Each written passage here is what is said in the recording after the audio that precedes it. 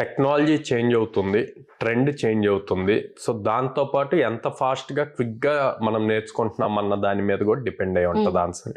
For suppose slow learners ఉంటారు, వాళ్ళు depth నేర్చుకోవాలి అనుకుంటారు.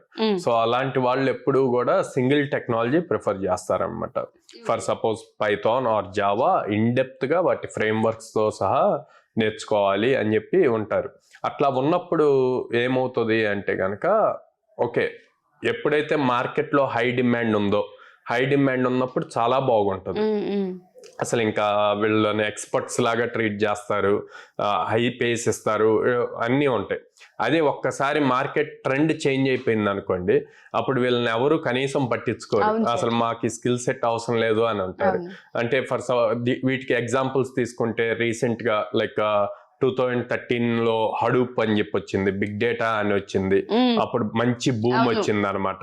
తర్వాత ఇప్పుడు డేటా సైన్స్ వచ్చింది, ఓకే, తర్వాత ఏఎంఎల్ అన్నారు, ఇప్పుడు ఏమంటున్నారు జనరేటివ్ ఏఐ అంటున్నారు.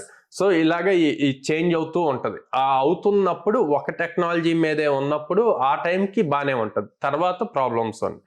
సో అదే అడ్వాంటేజ్ ఏంటంటే ఇన్ డెప్త్ నేర్చుకుంటారు. డిసడ్వాంటేజ్ ఏంటంటే ఆపర్చునిటీస్ ఎవ్రీ ఇయర్ సేమ్ గా ఉండవు అనమాట.